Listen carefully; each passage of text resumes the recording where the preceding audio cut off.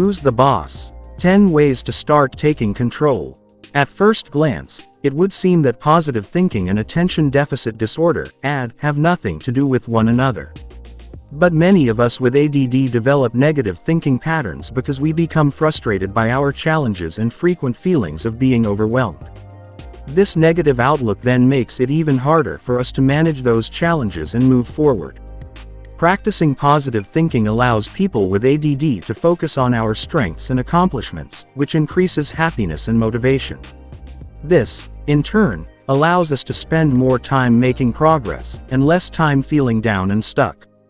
The following tips provide practical suggestions that you can use to help you shift into more positive thinking patterns.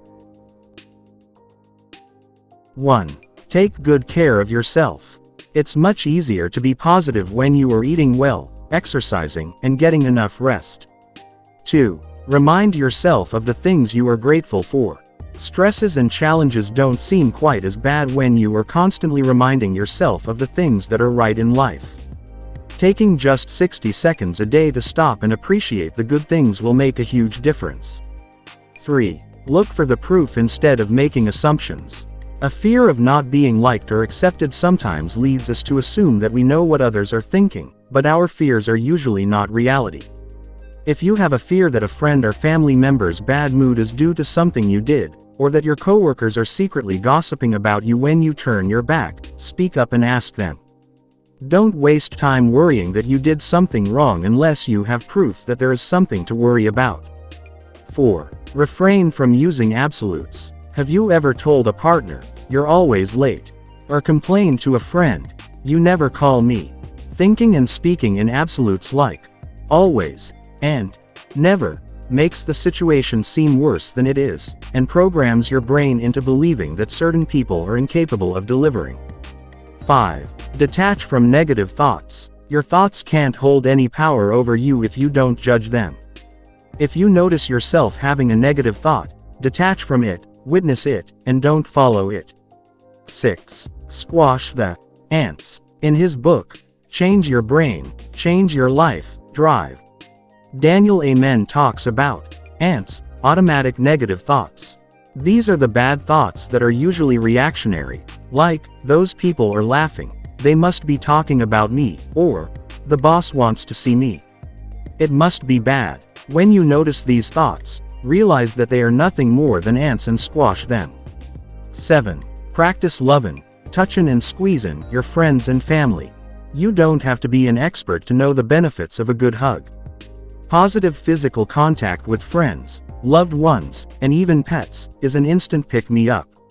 One research study on this subject had a waitress touch some of her customers on the arm as she handed them their checks.